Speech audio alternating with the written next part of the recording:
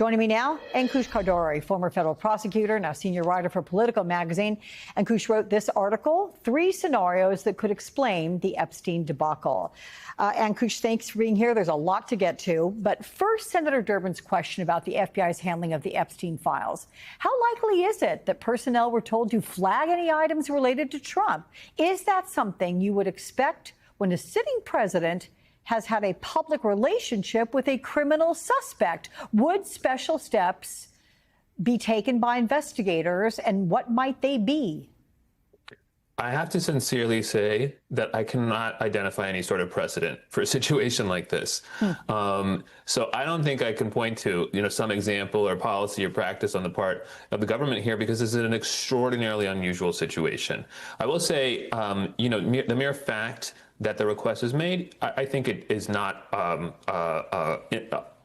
sort of ridiculous, right? Because as you just said, there was some public indication that Trump had a relationship. It is the sitting president. Presumably, even if you are planning to release it, you would want to know that there were references in there to the sitting president so that you could contextualize them and explain them, or whatever the case may be if you were the attorney general.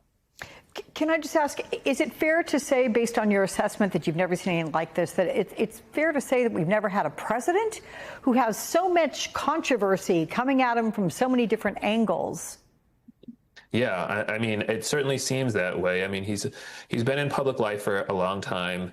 He's been in elite circles, political circles. Now he's been in national politics for a decade now. But his entanglements are really, I think, unlike anything we've seen before. I mean, we've not had any sort of suggestion that the sitting president might be implicated or referenced in any way in a fact pattern as unsavory and disgusting as this one.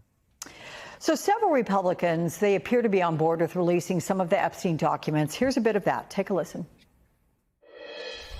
It's a very delicate subject, but we should put everything out there and let the people decide it. I do think there needs to be more transparency. I think you ought to make it public. And in this case, I just say let's make it all public and get it out there. I think the time has come for the administration to release all of the files regarding Jeffrey Epstein's investigation and prosecution.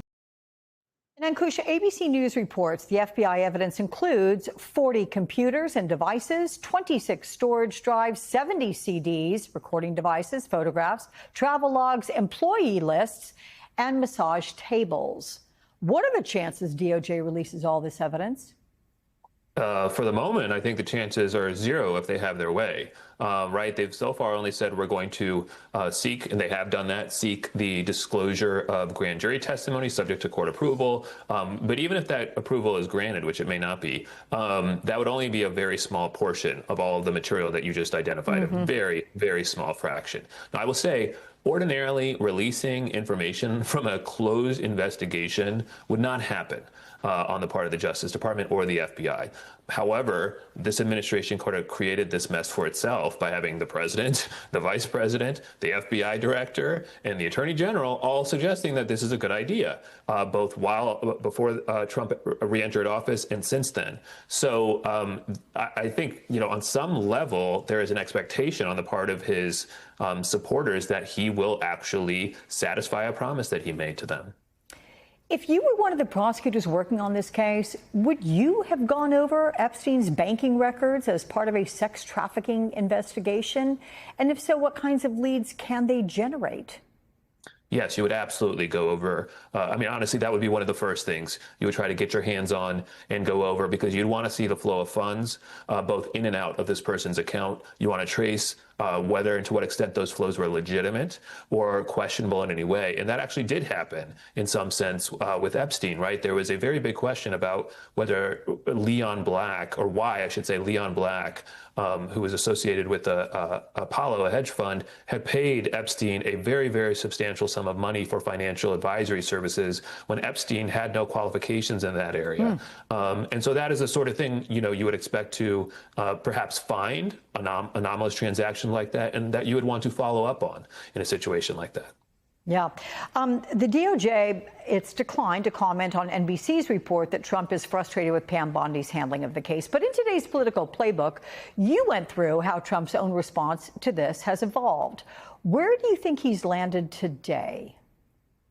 I think that they would really like to hold the line on the position that they've taken, which is we're seeking the disclosure of grand jury testimony. It's up to the court, and they're hoping, I would think, that that will satisfy their supporters and their critics alike. Now, Trump being frustrated with Bondi makes very little sense here because he helped create this situation, and if he wanted to, I mean, this is a president who's very fond of issuing executive orders. You'll notice he has not issued an executive order directing the release of all of this information or specifying what the DOJ should or shouldn't do. He seems to be quite happy for Bondi to have to bear the brunt of this, and perhaps he's sort of helping that process along. So there you go.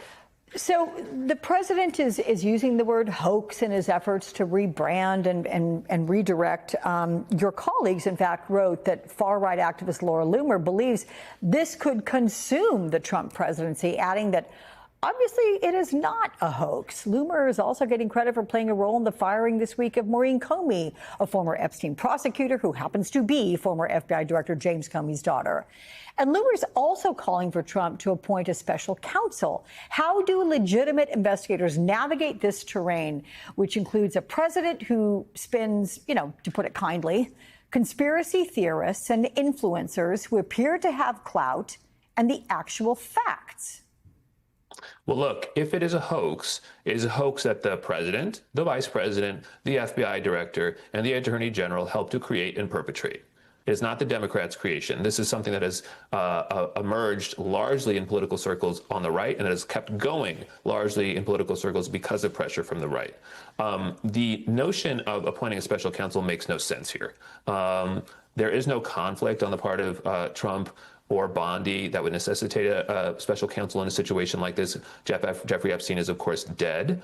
And a special counsel won't even really solve anything because that person is going to have the same pressures and the same constraints that Pam Bondi has and could also be fired by Trump if that person goes rooting around in an area that Trump doesn't like. So ultimately, this is a situation that the buck really does stop with the president. He has taken it upon himself in his public remarks himself. Okay. Ankush Khardori, thank you so much. Great conversation. Appreciate that.